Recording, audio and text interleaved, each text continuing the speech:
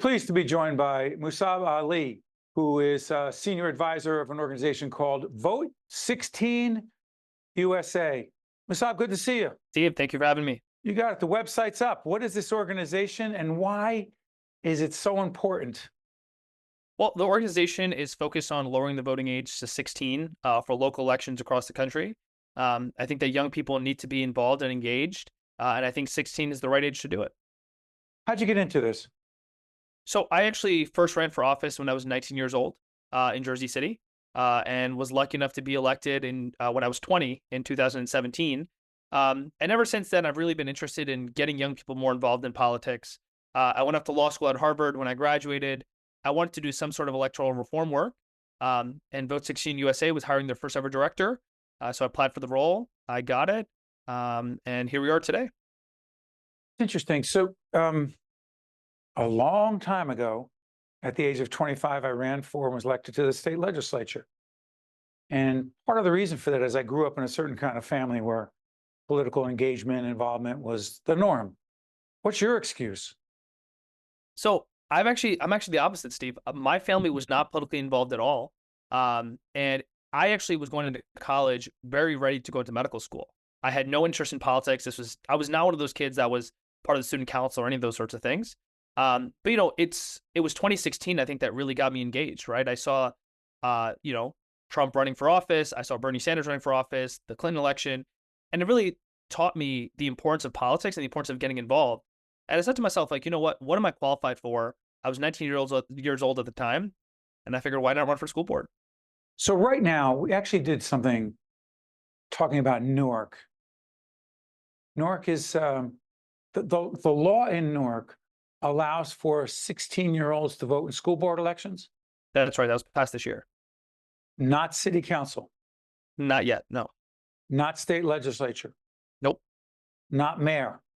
Nope. Okay, so tell us, 16-year-olds should be able to, in your view, 16-year-olds should be able to vote in which elections and why? Well, I think all the local elections, because it impacts them the most. I think the argument for local elections is that 16-year-olds have to deal with the day-to-day that sort of happens, right? So when it comes to the schools, when it comes to what's happening within their city, these are all things that they're very closely impacted by. And so I think that they should have the right to vote. Look, they can start working when they're 16. They can start driving when they're 16. I don't see why they shouldn't have the right to vote. Why do you separate state and national elections from local? Look, I think there's a lot of hesitancy when it comes to national elections. And I think that, in order to do it at the national level, you need to get a constitutional amendment passed. And I think right now we're at a point in our country where it's really tough to sort of make that happen. So for me, I think the state and local is really the most important part. And I think that's what impacts your life more so than even the national elections. Let me ask you this. It's so interesting on college campuses, in high schools, there are a whole range of protests having to do with the war in Gaza. We're taping this on July 16th. We hope and pray the war ends, but we don't know what's going to happen. And one of the things that struck me was that a whole range, a high percentage of young people who were asked on college campuses, high school campuses, what exactly are you protesting and why? A high percentage of them appeared not to really understand the particulars of the war in Gaza and what exactly they were looking for. They would just say ceasefire. And to me, I will say this, and I will not editorialize, it was striking because there appeared to be a lack of understanding of the complex nuances of the history of the Middle East and where we are now and what needs to be done moving forward.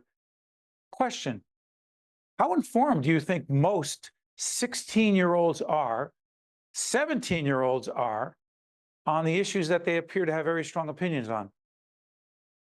Well, Steve, I wonder if we can make the same calculation about the average voter, right? I mean, I think when it comes to, especially 100% true. In the Middle East, are we taking tests of people who are in their 30s and 40s about how much they're paying attention? And to be honest, right, young people on social media get to see information and get to see stuff firsthand that maybe some people who are in their 70s or 80s are never going to be able to understand. But social media is the primary information source? So that doesn't concern you? So it does concern me, right? And I think there's a lot of misinformation that exists. But the same way that we talk about that misinformation for young people, I mean, look, I have grandmothers and grandfathers who are sharing around some of the stuff on the internet that's just unbelievable, right? And they believe it as well. And we don't say we should take away their right to vote or that they shouldn't have the That's right. ability to be part of the decision-making process. I think what's more important is informing the public, making sure people understand misinformation, and making sure that they're well informed when they go into the ballot box. How the heck do we engage younger people when so many people in public life at every level, but particularly state and national level, are really old? Well, Steve, and I think this is the point of this piece of legislation, right? Is allowing young people to vote, to feel like they are part of that process, and especially at the local level is, I think, really where we can make that shift happen. Where's the legislation right now? So right now, state lawmakers have introduced the bill. The governor has come out in favor of it. So Senator McCurgy and Senator Sack have introduced it in the Senate. There's a co-sponsor bill in the Assembly. So right now it's moving through committee. And what this bill would do is it would allow every 16-year-old in the entire state of New Jersey to be able to start voting in local elections. And part of the reason I really emphasize the importance of this is when they start voting at 16, they become lifetime voters. So in Maryland, in 2013 in Tacoma Park, they started this project and they've been tracking these voters. 16-year-olds who start voting, they become people who vote when they're 16, when they're 17, when they're 18, when they're 19, especially at local elections, which we know are super critical. Define local. Are you talking about not just school board, but municipal council? Exactly. Municipal council statewide. They get in the habit of voting, right? And I think that is such an important thing to inform our young people about. Real quick, you said Maryland. What other states allow 16-year-olds to vote in local elections? So in Maryland, there's a couple of cities. You have a city in Vermont, and then in California, you have Berkeley and Oakland, California, that also allow 16-year-olds to vote. But no state. New Jersey would be the first state in the nation to allow 16-year-olds to vote in local elections. Is that fair to say? Yeah. Is that accurate? It would be the first one statewide. And keep in mind, Steve, this is part of our history. When the voting age was lowered to 18, that actually was started right here in New Jersey. Mussab, you're doing important work, and it's a tough fight. And I just have a feeling that for young people like you, we need young people like you. We need folks engaged, and I'll get off my soapbox after this.